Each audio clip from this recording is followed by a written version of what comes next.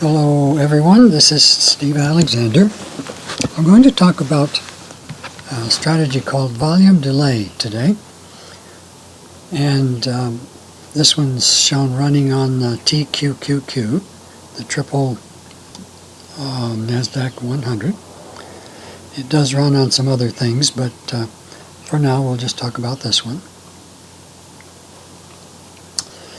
These are daily bars. And we have the volume along the bottom here. And volume is actually the only thing that's used to run this strategy. It doesn't even pay attention to the price. So let's see what the details are first. Let's see how the profit goes. Here's the performance report. And in 1 year, last year until now, it's made $48,000 on an account size of 100. This 100 is the account size.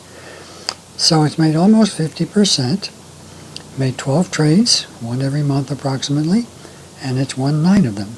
So 3 out of 4 trades, it wins. Here's the graph, the equity curve for it, and the detailed equity curve looks like that. So that's what we're looking at for the strategy, for the figures. So let's see what it's actually doing. The winning trades here are shown in blue or cyan, and the losing trades are shown in yellow. This is where we enter and exit. And here, enter, exit. So I'm going to explain what is going on here, and I think that'll make sense. It's really a very simple strategy, and so I'll take one of them and explain what's happening. Let's take this one right here.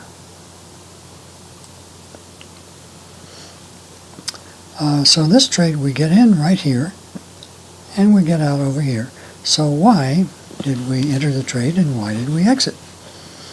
Well, entering a trade, that's where these numbers come in here, 4 and 8. These are the parameters that work on most things where it's going to work at all. So the 4 means how many bars back do you compare volumes to see when to get in.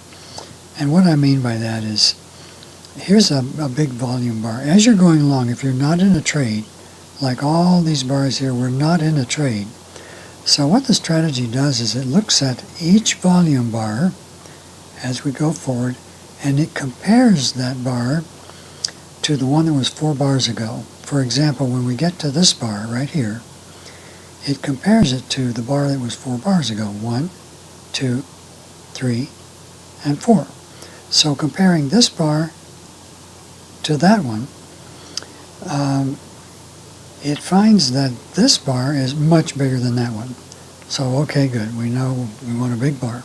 How much bigger? Well, it's 1.5 times.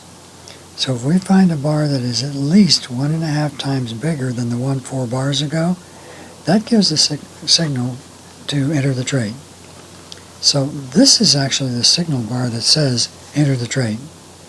But we don't get in that day because the bar is already gone by the end of the day. We enter the next day, and that's right here. So we're in the trade, we're long. When we enter the trade, we put all our money in the trade. No scaling in, no half and half, thirds, anything like that. Just we put $100,000 into the trade. Okay, now that we're in the market, how do we tell when to get out?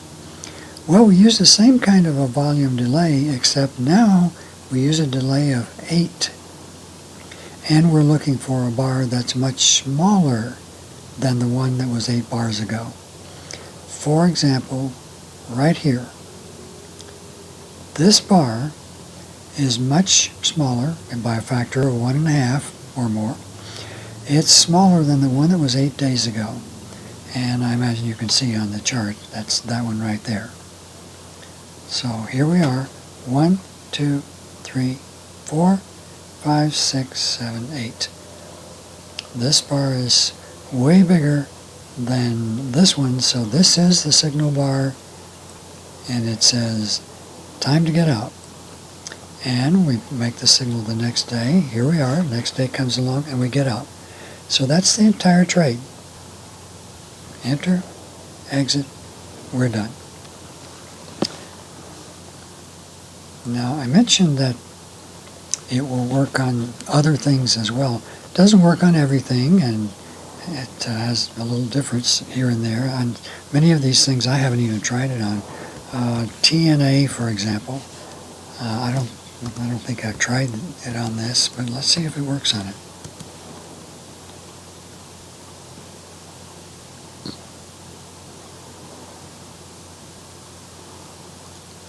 Okay, there we are, we're getting the data.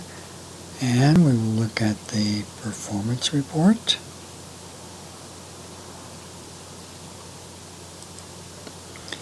And it makes about $21,000 or 21% in a year. That's not too shabby. It's not as good as the other one, but that's pretty good. So I'll leave you to try that on other things as well, but that's what it's called, volume delay. And I hope that's useful to you. One more thing, I have not put on any of these trades how to contact me, and I want to do that because I'm perfectly willing to respond to emails. In fact, that's the best way to contact me. So if you want to get in touch with me, that's my email address. I guess I should make that, I think I make that bigger because I'm not sure it's readable on the recording. So let's make it like that. So feel free to email me with questions, comments, improvements, anything you want to say about it. I appreciate that because that's how I learn, and maybe we can all learn that way. So that's all I have for now. I hope that works for you. Maybe you make a little money with it. That's it for now.